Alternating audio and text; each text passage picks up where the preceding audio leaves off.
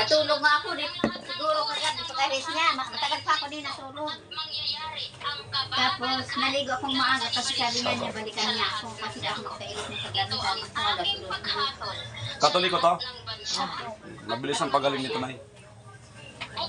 Lagi ito na nga sa simbahan din. Yung mga Katoliko, mabilis gumaling yan.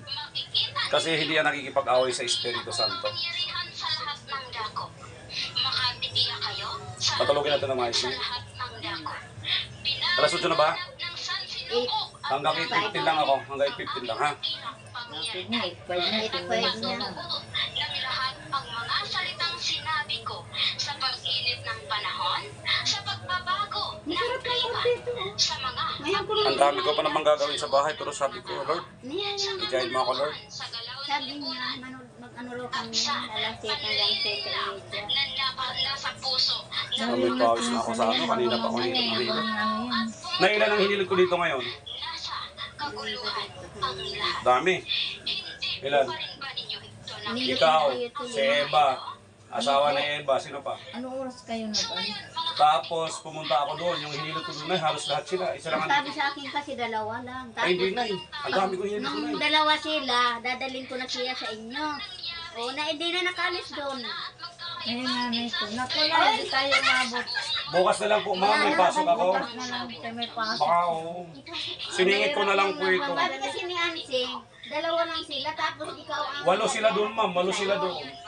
Ay, Maganda ganun, maganda tayo ng hindi araw ka bukas para makapunta pulido doon. po. Sunod-sunod na yung nandoon. Anong oras bukas ang isisimba? Mga hapon po, mga hapon. Pagsimba kayo sa umaga at ipanalangin nyo rin po ako, ha? Alas 4. Kalakasan. Alas 4. Ito, wala namang pasok. Kaya nga, Sige na, di mo pag nandito na siya, atid ko kagad sa iyo. Kayo unahin ko bukas. Ang dami naman dito. Ang dami ko pa naka-schedule po. Pampanga, Apalit, Bulacan, Bukawi.